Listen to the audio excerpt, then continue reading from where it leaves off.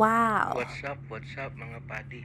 So for today's video, subukan natin tong Bushido Premium Coffee. So kakaibang kaping ito mga guys. So tignan natin kung bakit kakaiba siya. Ayan, 24 karat gold. So, gaano kaya kasarap ang kaping ito? So guys, yan. So meron tayong napakalaking baso para pagtimplahan nitong kape na may 24 karat gold. So ano kaya magiging itsura ng kapeng to pag nilagay natin dito?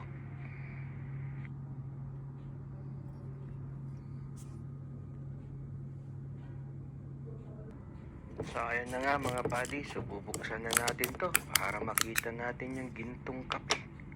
So ayan na nga. So binubuksan na natin.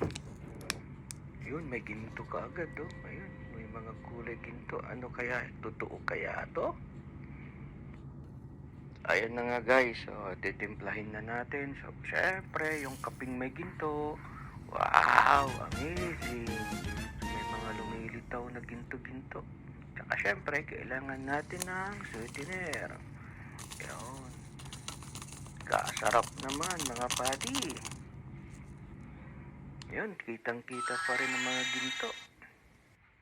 So, ano kayang lasa nito? Yan ang susunod natin titignan. Ayan, no? So, ayan na nga mga padi. So, titikman na natin kung gaano kasarap talaga itong kaping may ginto.